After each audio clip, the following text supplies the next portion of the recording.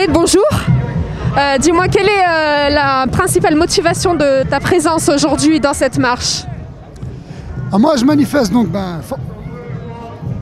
contre les lois qui sont en vigueur, parce que c'est des lois qui vont atteindre nos libertés. Et moi, plus particulièrement, ce qui m'inquiète, c'est un peu, je dirais, l'avenir de la communauté musulmane. Parce qu'on voit aujourd'hui qu'on est vraiment en train de restreindre les libertés associatives. Le gouvernement prend prétexte ou se sert du terrorisme tragique qui a frappé notre pays pour frapper tout azimut et pour s'en prendre à l'ensemble des structures, des associations qui ne prêteraient pas, entre guillemets, allégeance à ce que voudrait le gouvernement. Les associations devront signer un contrat de respect des valeurs de la République. Et ça, c'est assez inquiétant, parce qu'on est en train de s'attaquer à l'état de droit. Concrètement, on voit aujourd'hui, on ferme des associations, on ferme des mosquées, on ferme des écoles.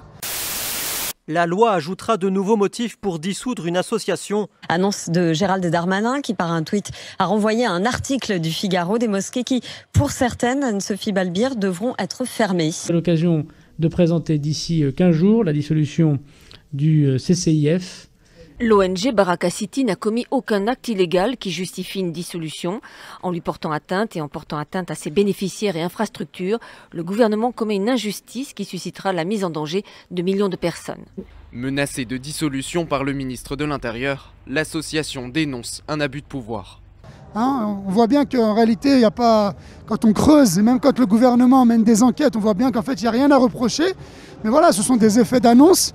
Il faut montrer à l'opinion publique qu'on fait quelque chose.